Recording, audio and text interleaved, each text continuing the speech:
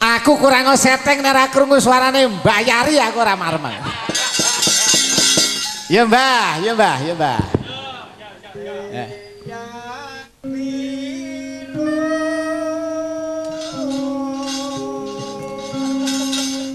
Kuwi lho contonen kuwi.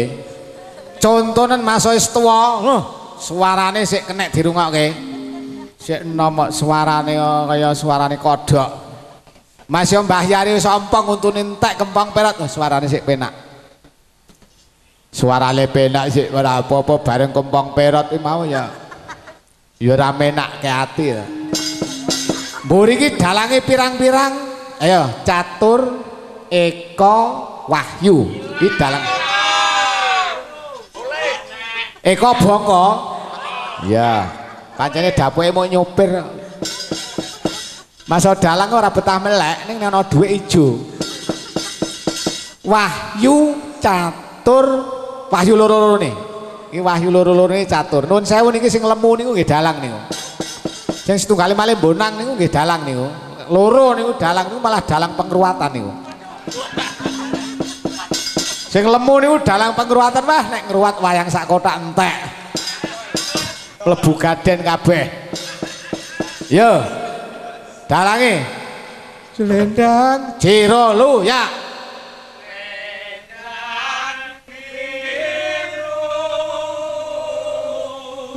Nah, ketok nek kancaku kaya. Sing gampang. Sing gampang. Ayo, Jiro lu ya.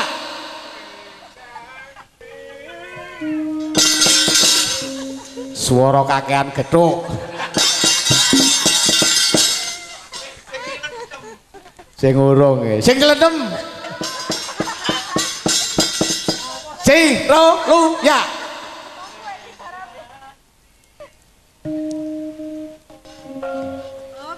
Wek, suarane apik. Wek. Wek, sing nom kalah. Wek. Pak Pit tasik wonten ta? Aku rawani aku lek Pak Pit kualat. Nek Pak Pit aja gong, kualat iki kualat. Sing nyiter, sing nyiter. Bagai. Jiro lu ya.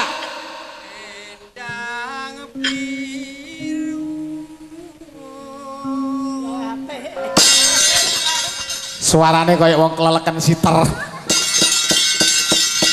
Ayo, Nduk. Entekke. Tetapan janjimu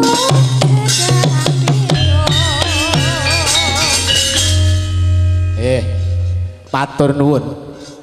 Ayo Garing, Bagong aja nganti kesuwen.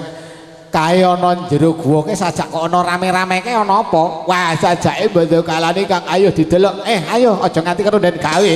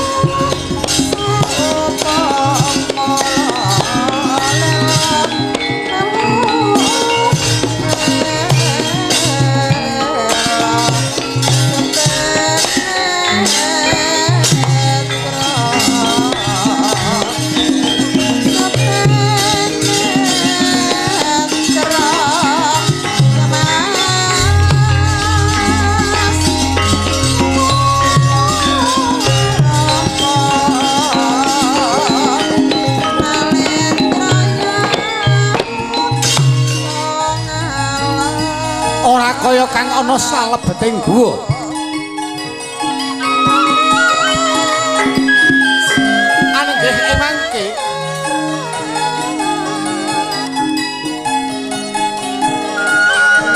Begawan Cipta Wening den parepeki widodari saking Kayuangan Suralaya ingkang tinanggenah anandhokake Goro Godakarti sampe kodimen jugar anggone mangsah semedi ingkang kawuwang gegeraken Kayuangan.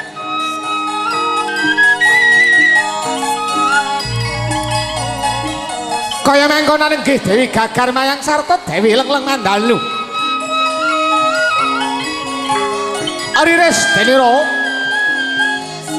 paring pangandika marang Sang Begawan Cipta Wening. Batobat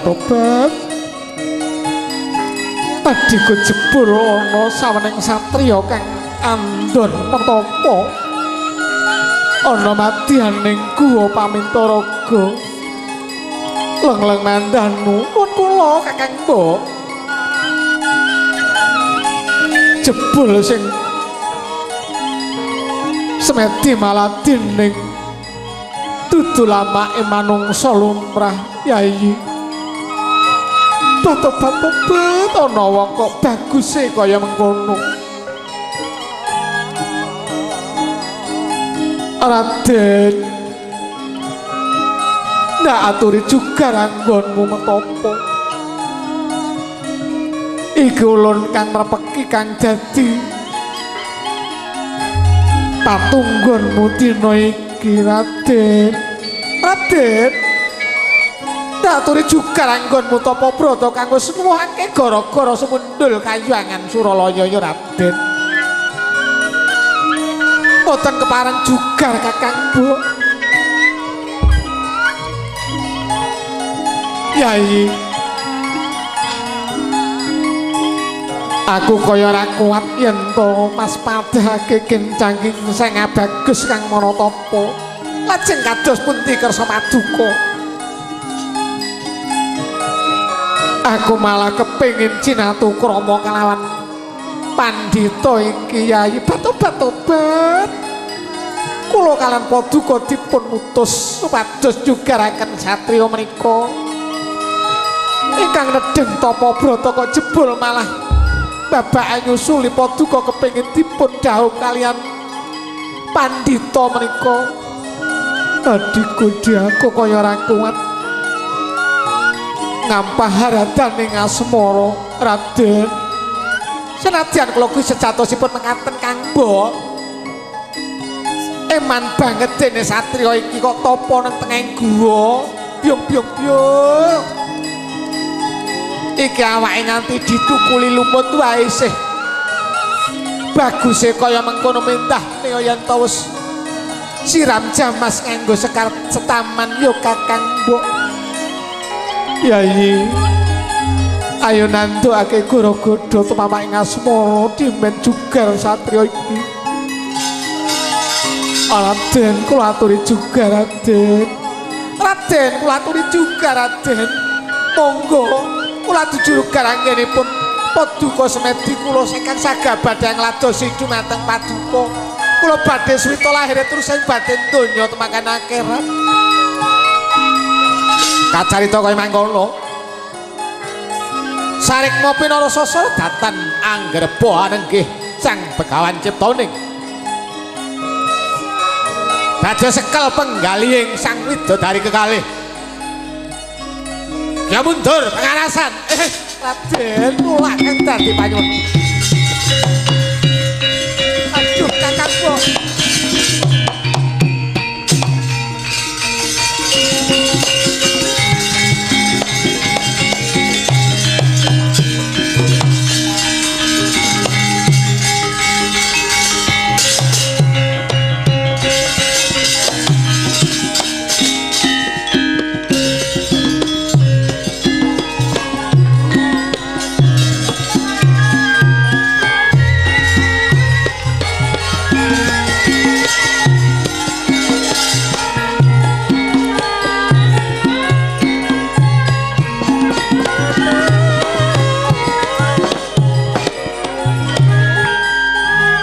Adikku Di, iki wujude satriya kang padha lagi tapa ning madyaning guwa Pamitaraga. Aku karo si Abdi tinanggenah anjugar kanggone tapa. Iya Kakang Mbok. Yen to nitik glagat Kang Sarta pasemo ning wadana satriya ki sajak medanani banget. Raden. Yo. Wong kok gak baguse kaya mengkene. Sajake iki nom-noman Kang Mijil saka Madanom kene. Kang Mbok. Apa Yayi? Sawise aku meruhi kahanane Pandhita Tapa iku kok jebul malah atiku sing deg-degan. Deg-degan piye to Yayi? Aku kok njur titik-titik terus kapanjingan asmara Turida iki njur kepriye? Kang Mbok, tinimbang awake dhewe njugarake satriya iki mung tanpa guna luwih becik aku karo kowe ayo. Ngebon-bon esuk udan-udan sore. Olah dalah. Yayi. Ebo dukaning Sang Hyang Pramesti Guru yen to dinane iki. Aku karo kowe liro ing sesanggeman lena saka kawajiban. Kang Mbok. Arep dipiye wae, Duh Raden. Monggo kula aturi jugar kula badhe swita dhumateng Paduka. Nadyanto kula dipun wayuh keh purun. Kula niki randha anyaran dereng gadah anak.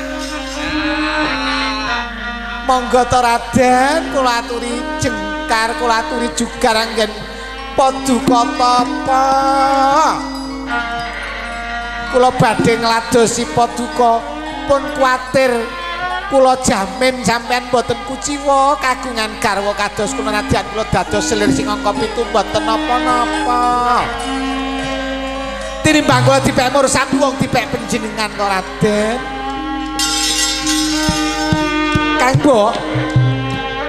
Kang Mbok, apa Yayi? Sajake satriya iku sramendha ing pangminuta.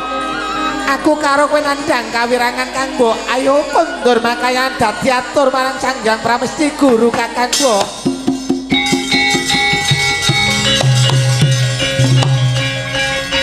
Pinten ana Raden teka wayane mangsa kala panjenenganmu bakal nyembah marang ulun kepengin dadi garwaku. Tanteni Raden ana ing Kahyangan Suralaya.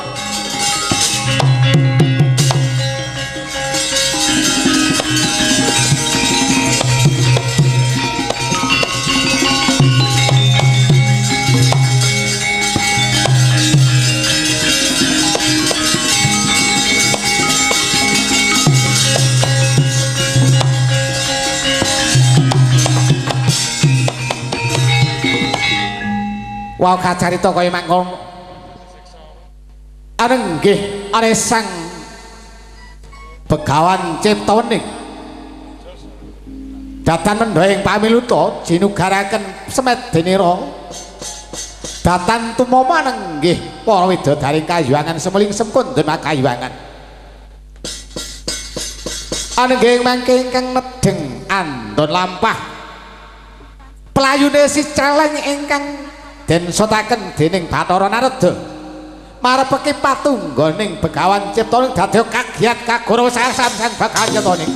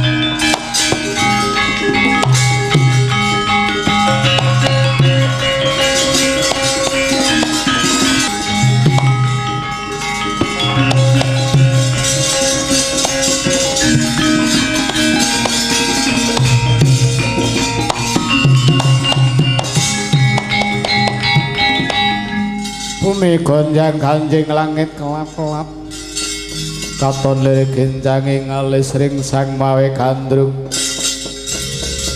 sabarang kadulu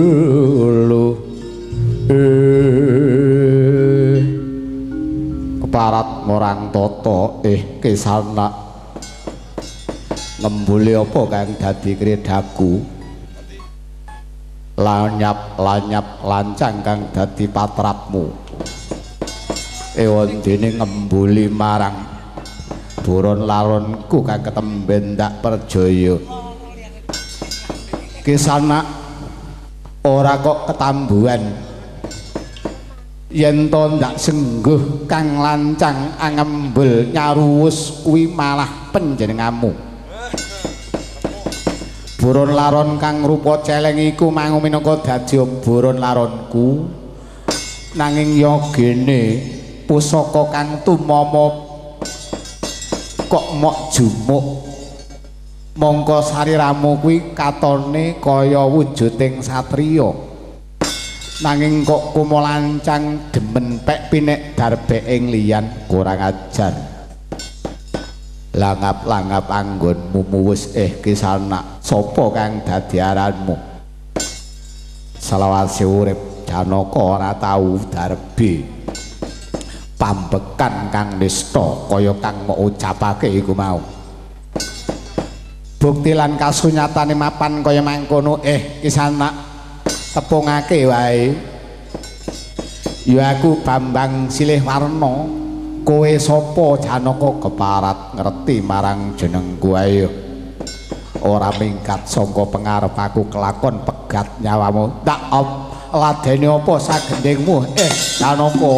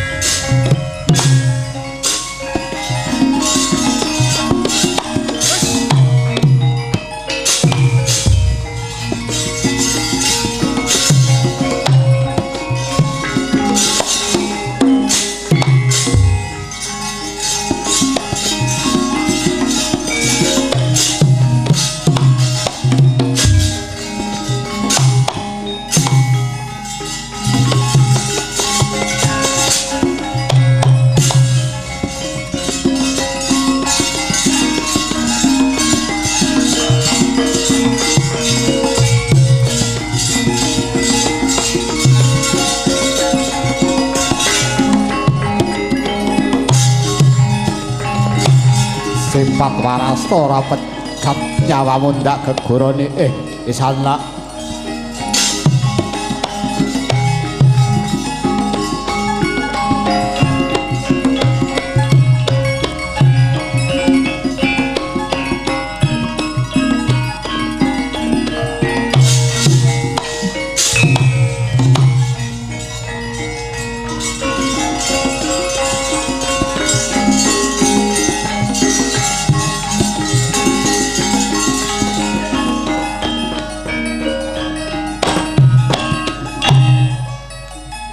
Wis ndungkap wahyane mangsa lan nggih Bambang Silihwarna. Ketaman Warastra kami jaya saking Bedhare Sang Pamadya. Gandewa Malangku prasasat kaya putung-putunga. Anenggih Raden Silihwarna Rara Sirna badhar sejati wujud Bathara Pramesti Guru. Kurawalan marang Radyan Arjuna.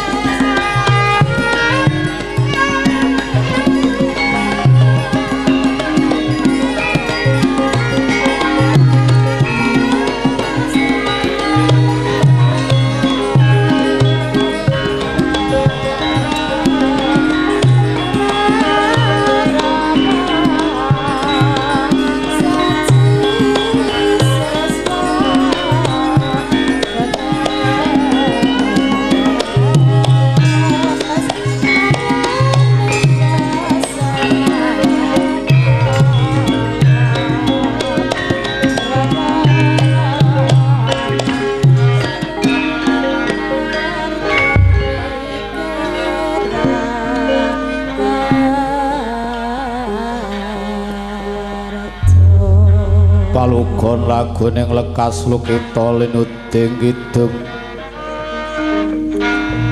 kat kadung kadereng hamomong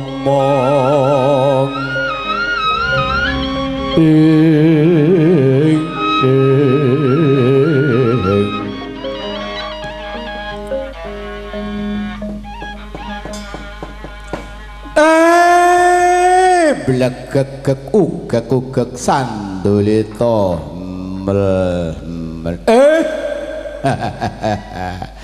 lai guru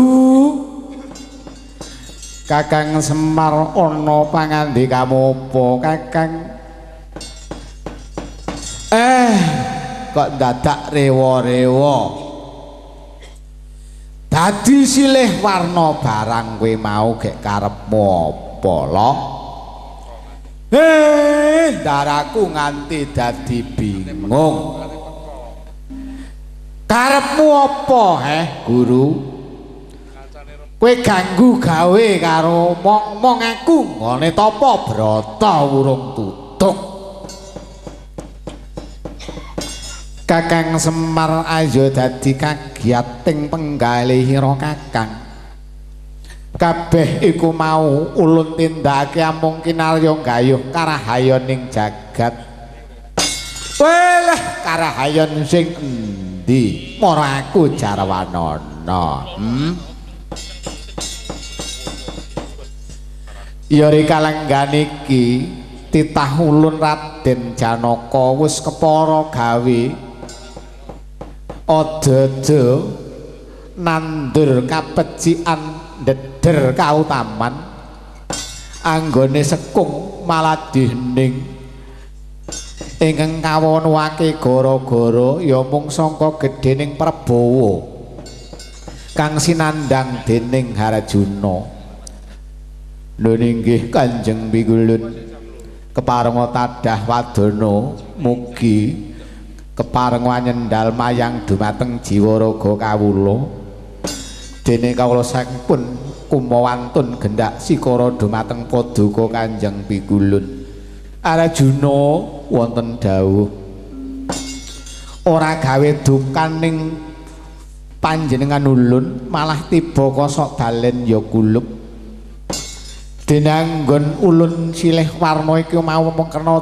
kinarya dadi sarana kang sarata lelantaran murih pajaring lelakon Janaka nuwun ngestakaken dawuh Pigulun mara Jarwanana ya nggir jeneng kita kagungan angen-angen kang endi kang sarta panyunan apa dene nganti gembleng anggonmu mesu budi marmane ku ya kulup mara gage matur marang panjenengan ulun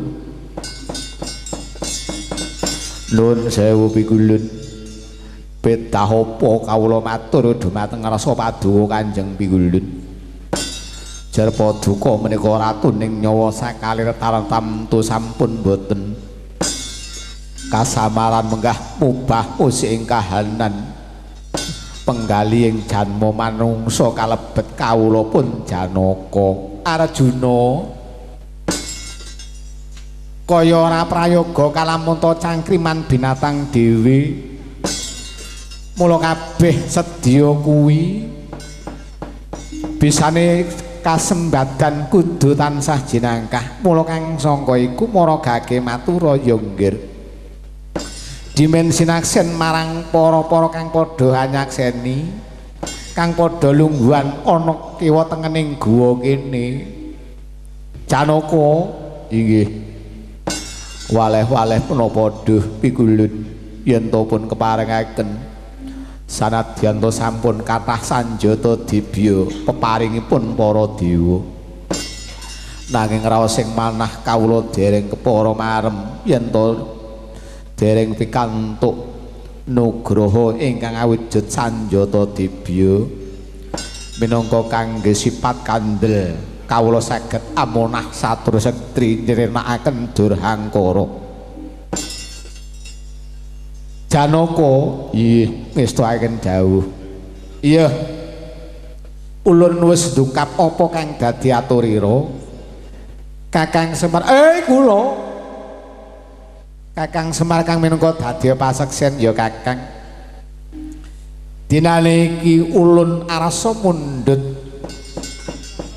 gawene si Arjuna sawise ulun paring sanjata dibya wujud kanugrahaning Janaka anggone wis kepara maratapa mesu budi ngaturake pangesti marang Gusti kang akarya jagat ya lantaran dina iki Kakang ulun bakal paring nugraha wujuding senjata debya panah Pasopati Janaka tampanana pusaka iki ya nggih.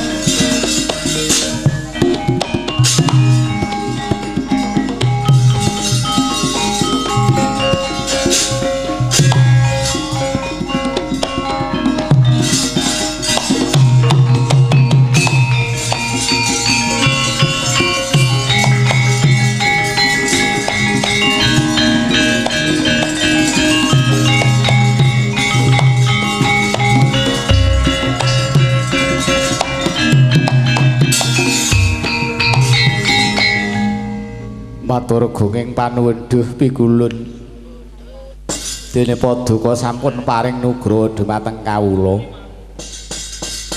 ya mung ngene ya Janaka mula kanggo jangkeping dharmamu tumraping bebrayan ndak jaluk sabiyantumu sirnakna kliliping dewa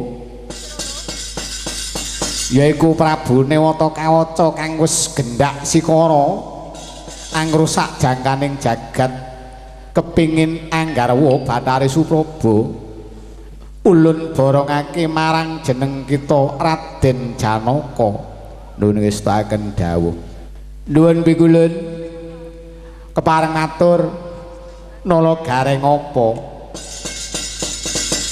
napa kula nggih angsal nyuwun kowe njaluk apa gareng kula nek saged niku gandeng urip kula niku ing dina ngadina wulan gantos candra taun gantos warsa niku kula mung tansah kekirangan. Mbale saged kula niki sugih niku pripun carane lho? Piye gareng? Kula pengin sugih. Kula mboten kepengin napa-napa, kula nek pengin gadah gamelan sak prangkat jangkep wayangipun. Nek saged nggih rabi melih kali sinden. Reng-reng potong ampura bejaji. Gareng kula wonten dawuh. Kowe ndak ideni apa kang dadi panyuwunmu? Alhamdulillah. Nah, Janaka kula wonten dawuh kana nyisiya sawetara aku tak ngladeni punakawanmu ngestakaken dawuh pikulun nyuwun tambahing pangestu. Bocah ra idep ana sing diparingi juragane kok punakawan lancang. Mula-mula aku ngejak ujane isin. Wong kok ora kenal tata krama. Bocah nek ora tau diulang. Gareng, inggih. Pripun Pikulun? Kowe ndak turuti dadi wong sugih. Alhamdulillah ya Allah. Kula niki omah nggih dereng duwe. Manggon mawon nggih tasinten rumah dinas. Nanging ana kuciwane Gareng. Lho, pripun? Kowe ndak turuti sugih nanging bisu. Hah? Terus apa? Sugih ning bisu iki. Aku lak njur bingung to. Aku iso sugih, iso tuku omah, tuku mobil, tuku gamelan sawayange, bojo ayu. Nek perkara sing dhisik-dhisik mah ora apa-apa ning bojoku ayu ning aku bisu. Terus aku nek njaluk no piye? Ah njaluk piye nganggo basa isyarat? Ah basa isyarat nek bojoku ora ngerti piye kok ya. Alah. Pun ya ben wis urip sengkek ya ben. Mboten kula, mboten pun. Alah. Ewe. Reng. Potongane nek mertanggung ya kaya ngono kuwi. Wong njaluk iki ya menungso iki ya wis sugih miskin wis pancen dadi takdir lan tulis. Ki lho. Petruk iki. Gedhekke suka-syukur bungah susah tansah den syukuri. Ning nggih apa alane wong kancane nyuwun ndara mau nyuwun ya diparingi. Ya mbok menawa ana bejo-bejane ngawak iku aku njaluk diparingi. Pigulun. Apa Petruk? Kula nggih gadah penyuwun. Kowe njaluk apa? Kula niki dados dalang. Ning tanggapan kula adoh-adoh.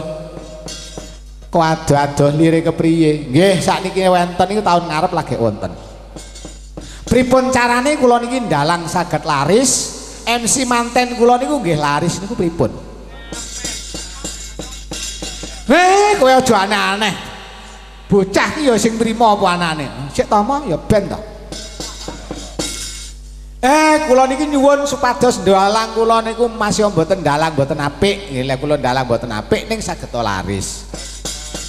MC manten kula niku nggih larisa. Petro, nggih.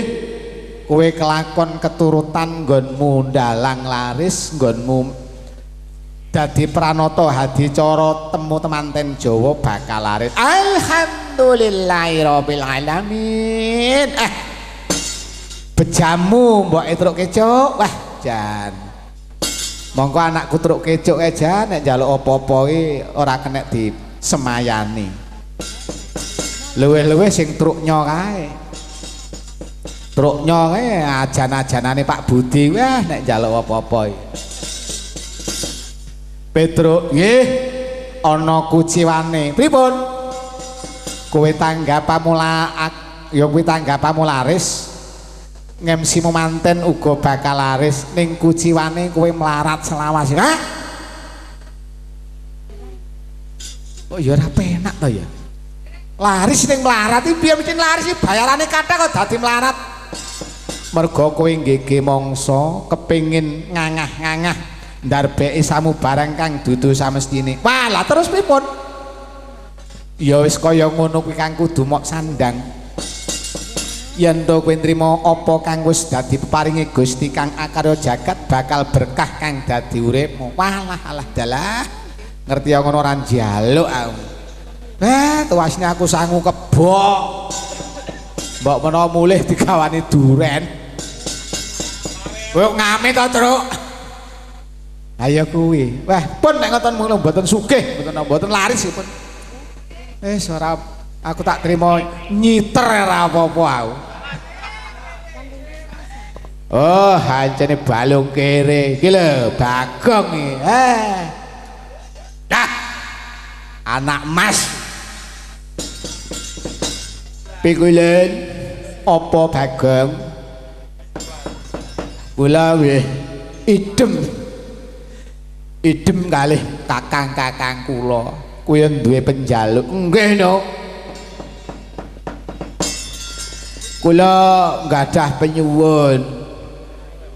Kowe njaluk apa? Niku wau jarine kanca kula niku wau pancen nggih kula ngen-ngen. Kula niki nyambut gawe bayaran kathah ning mboten saged kaya kanca-kanca niku. Kula niki saged tumbas napa-napa ning nek riyaya nggih bojo kula mboten nate ganti. Kok mengkono nggih. Kula le karep kula nggih pripun ngoten lho. Nek saged kula niki saged mentaklukkan sinden niku pripun. Wah, bocah edian tenan kowe. Bocah ki wandara bejaji ya kaya kowe kuwi. Bagong aja kurang ajar kowe. Wis ta mo meneng wae mo. Kula niki pripun carane saged duwe bojo ayu syukur bojo sinden raose ati kula susah ngoten niku terus enten sing ngrengeng-ngrengeng niku raose urip luwih jan nikmat Bagong kula kowe kelakon bojomu ayu ndak turuti matur nuwun bah sing bonang aja meri ya dinane iki Bagong kelakon oleh bojo ayu ning Bagong ana cacate wonten cacate napa kowe iso duwe bojo ayu nanging kowe lumpuh pripun kowe lumpuh kere mboten le kok keturutan sediane kok bisa ten cacate niku pripun to teges sampean niku dadi dewa mboten adil lah lek kula terus bojo kula ayu mongko kula lumpuh lah sing lumpuh teko wudel mudhun bojo kula niku lek krowak dibadhok codot buri-buri niku mula dadi wong aja ngangah-angah Bagong nggih pun nek mboten kula mboten sida bojo ayu nek lumpuh ya tuwas nggo vitamin kancane mburiku ya doko heram wene wong ayu luweh-luweh panjak slentem alah diluk-diluk di sobong omah wae bapake ana nduk mesti ngono bapake ana nduk kita jak tanggapan semayan yang jebul ra teko nyelitut bojoku pun nek ngoten wah wis ora duwe bojo ayu ya ora patheken mula-mula mursap guru saiki karepmu piye aku ndak kepengin merwi Kakang Semar ayo ditonton babare kahanan iki bebarengan diprepi ana ing negara Himantaka ayo dijangkung kajuananing sijan yen kaya mengkono ndak derekke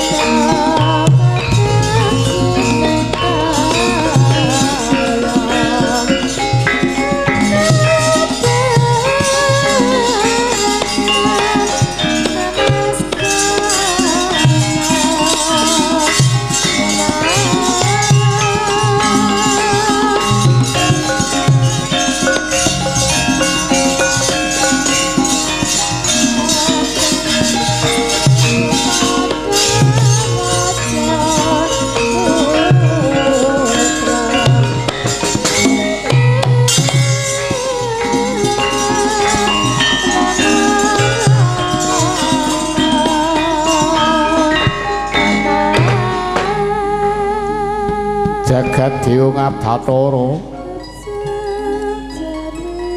aku dina iki denutus Sang Hyang Pramesti Guru kenen sabiyantu nyirnake satru sekti yaiku Prabu Newata Kawaca iya abdi kaya ngapa bakal ndak temoho aja nganti kok tepakaning lara nadyan kudu sirna marga layu